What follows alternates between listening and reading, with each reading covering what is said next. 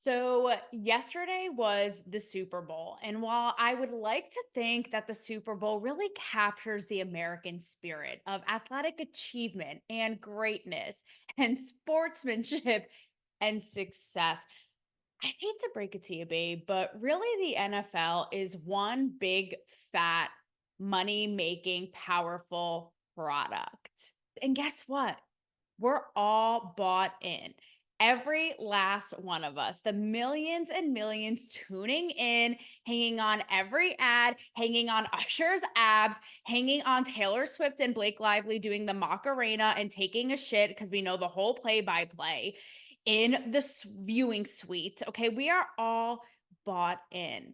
And I have to say, coming to this realization and this reckoning internally has been sad for me because even like take last night, right, with the Kansas City Chiefs winning, I was never, you know me, I'm a Tom Brady gal through and through. Like it will be like Tom Brady forever, like will be on my grave. And also, like, don't fucking tell me what to say or do. But nonetheless, I was never the biggest Patrick Mahomes fan. Mahomes fan. I always found him like a little bit cocky and what have you. But I have to say, I actually changed my tune when I listened to or watched the Netflix documentary Quarterback because I really appreciated his hustle and tenacity and perfectionism. I relate so much, especially when he would say things like, say he pulled off a crazy play and a touchdown in his head, being so, again, psychotic and methodical and perfectionist, he'd be like, yeah, but I would still be thinking about like how I fucked up the play before. And that is just not okay. Like, hi, it is me. I attend the class. So anyway, that just goes to show how, my appreciation for Mahomes and the like, grew. And are they all these players on the fields, the puppets, are they just puppets of the puppet masters? Are they pawns in the NFL power scheme? Well, I think sadly, yes. Sorry to ruin the hearts and minds of the American spirit. No, but listen, talking about power, right? This is why Taylor Swift has taken over the NFL. And guess what? The NFL has let this happen. So, okay, if you haven't caught my drift today, today's episode is all about power, baby. Power, the powers that be. From Taylor Swift shaking her pom poms to Putin and Trump derangement syndrome. That's right, it's going down. So, guess what? The NFL let this happen. And I have to say, I am just as annoyed as you that I know Travis Kelsey and Taylor Swift like synced up, like I said, shitting schedule. I'm not even the biggest football fan on the planet. And every other grid on the NFL's Instagram is every breath that Taylor Swift takes. Again, I'm annoyed, right? But why has the NFL let this happen? Again, because people will say, all the Swifties will come to her defense and say, it's not her fault. They put the cameras on her. She's just going and, supporting the boyfriend, which I'm going to get to again. I talked about it a little bit in my last episode, but my theory on this whole thing when it comes to power, even if it's subconsciously, because let's be real, Taylor Swift, no matter how you feel about her, is pretty effing powerful, right? But nonetheless, the NFL has let this happen. Why? Because they know that like they are literally becoming an Instagram influencer manifesto. I'm not, it's show their feed is showing like Alex Earl in some photo booth with her boyfriend. And then again, like Taylor Swift braiding Blake Lively's hair. Like, I don't care. Like, I'm coming to see football. But they know it's gonna drive her millions and millions of fans, obsessed fans, to the NFL, to the product, to tickets, like to implode StubHub and the NFL site and merch and all that shit that it accomplished, right? So they are completely shameless in this and shame on them for this, okay? But I have my whole own theory when it comes to power. Before I get into again the conspirators that be of, Taylor Swift and Biden, even though Biden can't even name her and barely even knows who she is, conspiring for this year's election, right? Would you have from a lot of right wing, like I said, conspirators. I personally think, okay, this is just my opinion from being in the depths of Hollywood and never fully recovering and watching the PR machine. No, look, I mean, I joked in my last episode, is this just PR at its finest? Like two powerful people, again, Travis Kelsey, like made a wish to the genie of like, please pick me of all the NFL people for Taylor Swift to infiltrate and make more famous. And whether it's PR at work or not, maybe that's a part of it. Look, I just think the whole thing is super contrived, not in the nutty right wing way. I just think it's contrived from the onset, right? Wasn't it like Travis Kelsey was at a Taylor Swift concert and magically like descends from the air and like asks her out? It's just like this whole public thing, and then suddenly they fall in love, and Taylor Swift is doing cartwheels on the Super Bowl field. Like, to me, it's just so, it feels so phony baloney over the top. But I think subconsciously for both of them, even as powerful as Taylor Swift is, no matter what it is about her, mesmerizing teenage dream charm, I think subconsciously these people both know, right? And Taylor Swift's success and her empire and her power has been calculated. This shit is not on purpose, okay? Like, even though the doodles on her notebook of middle school like may have played a part, they are not like the complete method behind the madness. I think that for both of them, it's a means to, they know they're not stupid people, and subconsciously it's more popularity, even like the right wing, right? Oh, Travis Kelsey with Pfizer, this. They want to look cool with the hip, young, woke crowd. So looking like cool, you know what I mean? Like capital lowercase cool in your MySpace bio. And thus you get more relevance, more power, more fame, more money, and money makes the world go round and round and round we go. And sorry, I don't make the rules, right? So that's just where I land on it when it comes to power and people's motivations for power, right? So, off of that, though, is where, again, many conspiracy tinfoil hat donning people have taken this, which is, oh, what are the chances that this whole big public hoopla happens? Again, we're seeing every single thing they do. It's everywhere. It's annoying at this point, which I agree. Pfizer, Bud Light, Taylor Swift once endorsed Joe Biden. Like, oh, and we happen to have an election this year. Again, for me, it just, look, don't get it twisted, okay? Because I called this out my last ep. I put nothing behind the ruthlessness of our slim shady government. Like, do we want to talk about the JFK assassination or not, babe? But like, I'm not going to go down that rabbit hole. So the point is, I would put nothing past them, but I think that this is a mega, not a MAGA, a mega. Actually, is a MAGA reach. Actually, no, it is a MAGA's. It is a MAGA's reach.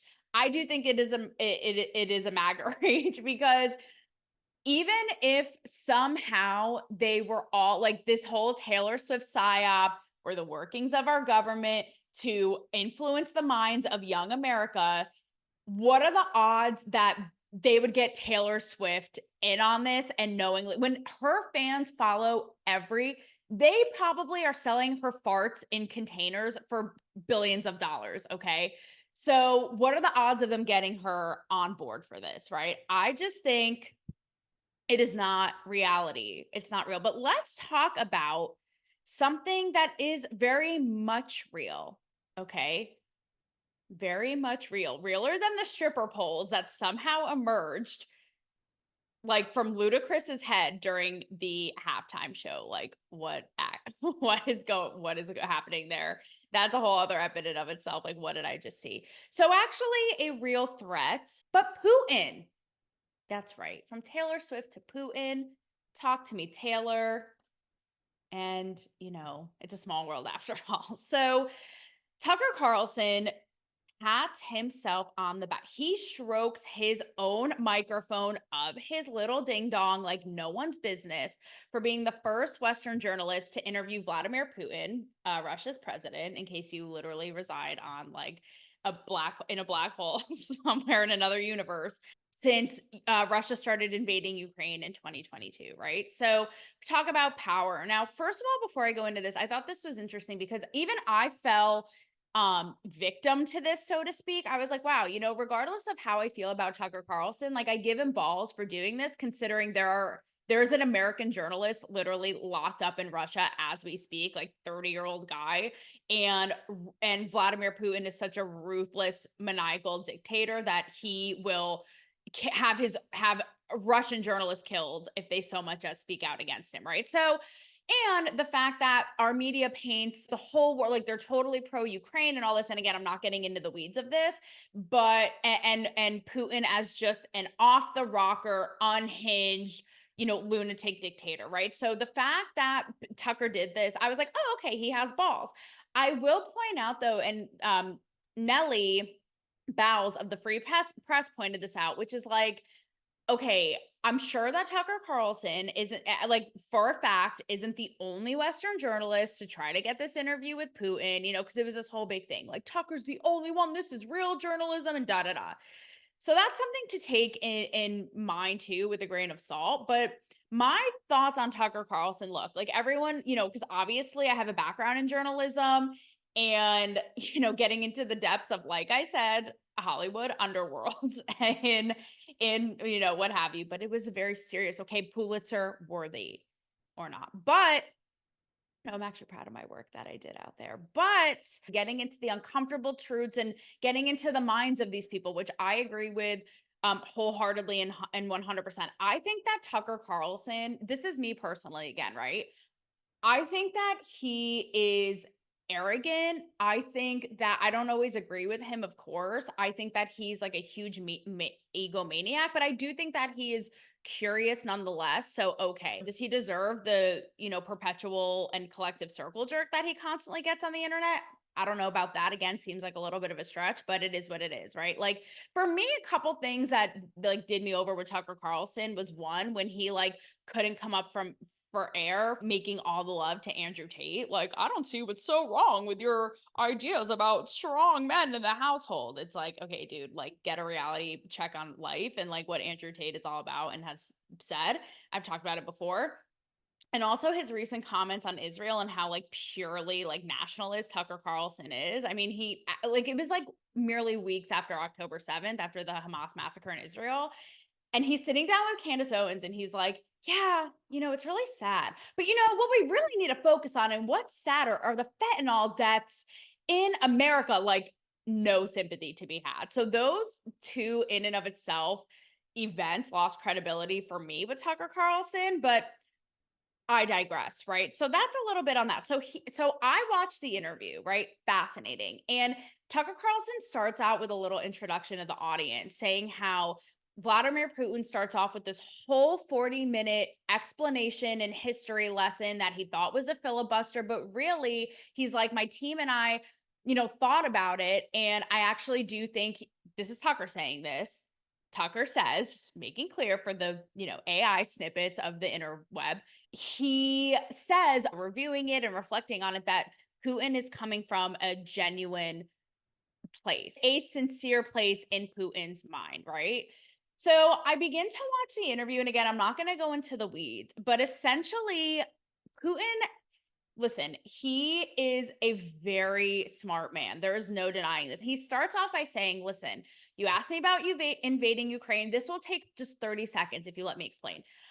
This is mansplaining at its peak, okay? Because 30 seconds turns into a 40-minute in-depth history lesson. Very much on purpose, though, and very targeted for a reason about the history of Russia and its identity and its land and where Ukraine comes into the picture and all this. And Tucker Carlson keeps interjecting him, being like, I don't see how this is relevant. Again, this could have been said in 15 seconds, but here's Putin going down this whole thing. And he does it on purpose to explain where in his mind he's coming from and how in his mind and those people who are bought into his point of view and are in line with him, why they think what they think. And he is dating back to, I'm not kidding, hundreds of years, like the 9th century. Like, you thought your history class was boring, you should thank your lucky stars, okay, for Mrs. Shannon that day in 9th grade, because that shit was nothing. Like, he really goes into the depths of it all. But all that goes to say, for me, it was really fascinating because I'm watching, and let me just be super clear. I am in no way, shape, or form defending Putin. If I would be killed by Putin standards, okay, as being a person in the media and a journalist who speaks out against our government, okay? So I wouldn't stand a chance. Like, 30 seconds, I'm gone. I'm out of here. I'm somewhere in like non Taylor Swift infiltrated NFL heaven. And so I'm watching it though. Like, again, I think that he is very smart, but I think that he is obviously an authoritarian, evil, manipulative dictator. And he's somebody who's the purest of dictators because he acts like he's not. And even the manipulation, right? How he's like, this will take 30 seconds and proceeds to explain it for 40 minutes. So with that being said, I'm watching it and I'm going, I understand how in his brain, and again, those who follow him and follow suit, why it makes sense to them, right? And why he laid it out in depth the way that he did. But what was interesting to me is to see how the media reacted, right? And you see a lot, even with Tucker, like calling Tucker like an idiot or a puppet. And Putin himself, things like he's lost it, it's clearly ridiculous, it's complete nonsense. And that's where I think that we should be careful because you saw a lot of people coming out of the woodwork. And again, not defending Putin at all, but saying this is why people aren't bought into the media. Like, this is why you've lost us because you buy into these frenzy, crazy, push these narratives. Even like at one point, right? How they were painting it like from my understanding, I thought Putin was like on his deathbed, like 1 foot in the grave, babbling more than Joe Biden. And that's what a lot of people were saying in the comments. It's like, you guys painted it this way. And obviously, he's very much coherent. Again, as evil as he is, we want to see what's accurate. And this is where it's important, like I said, to distinguish, right? Putin may be all of these things again.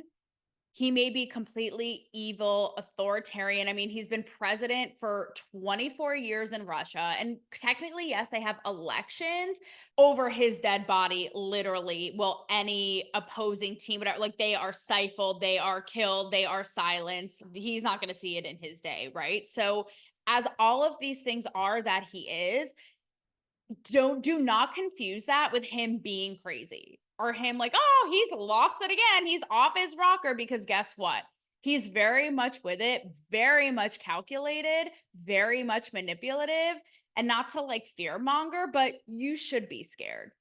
Okay. Like me watching it, I was like, oh shit. Like I see what this guy's doing and where he's coming from. Right. So with that being said, with all of like hysteria and frenzy, I came across a fascinating podcast last week in which Andrew Sullivan was being interviewed. Now, Andrew Sullivan, to take a turn now from Putin to Trump. Andrew Sullivan is one of our media's most prominent and regarded thought leaders. He's conservative, gay man, very outspoken, and was a huge gay marriage activist, right?